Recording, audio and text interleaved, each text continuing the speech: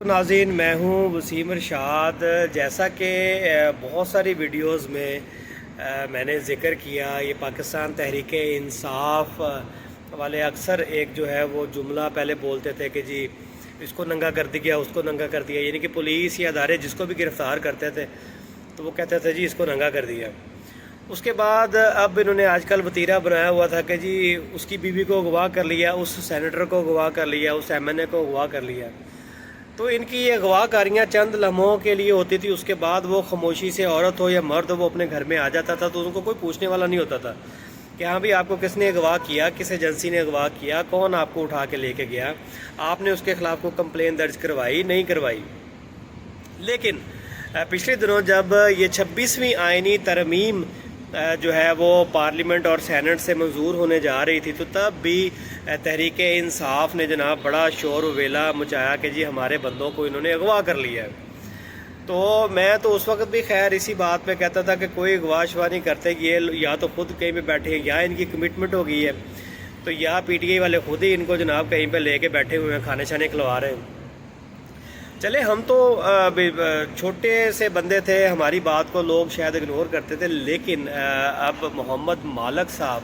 ایک بہت سینئر صحافی ہیں، بہت بڑے ادارے سے وابستہ ہیں، انہوں نے ایک نئی سٹوری جو ہے وہ کھول کے رکھ دی ہے، جس کو کہہ لیں کہ نیا پنڈورا باکس جو ہے وہ کھول کے انہوں نے رکھ دیا ہے، جس میں انہوں نے باقاعدہ طور پہ 4 جو پاکستان تحریک انصاف کے لوگ ہیں ان کی تصاویر بھی انہوں نے شائع کر دی ہیں کہ جی یہ 4 بندے جو ہیں اس سینیٹر کے مبینہ طور پہ اغوا میں ملوث ہو سکتے ہیں۔ اور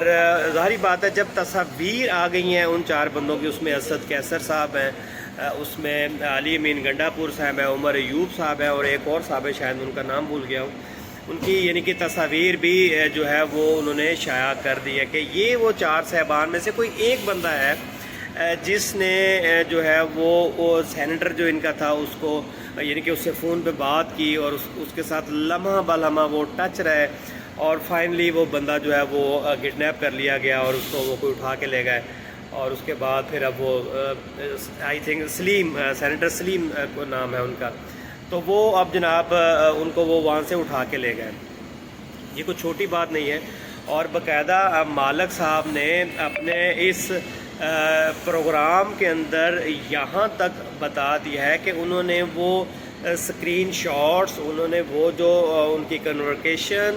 ان کے جو واٹس اپ میسیجز، انہوں نے ایچ اینڈ ایوری تھنگ جو ہے وہ خود اپنی آنکھوں سے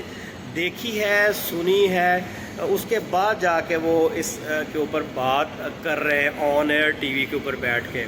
یہ کوئی چھوٹی بات نہیں ہے، یہ بہت بڑی بات ہے جو انہوں نے یعنی کہ آن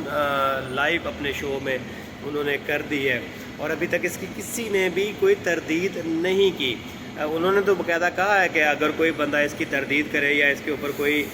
کارروائی کرنا کا ارادہ رکھتا ہے تو وہ پھر اس بندے کا نام بھی شو کر دیں گے، اور باقاعدہ ان کے پاس جو پروف ہے وہ بھی وہ شو کر دیں گے۔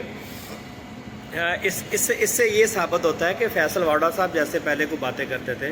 اور بہت سارے لوگ بشمول میرے ساتھ سے چھوٹے لوگ بھی جو باتیں کرتے تھے،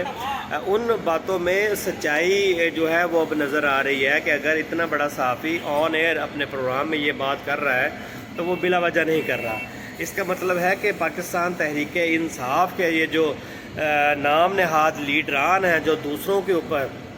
اغوا کا الزام لگانا، تشدد کا الزام لگانا،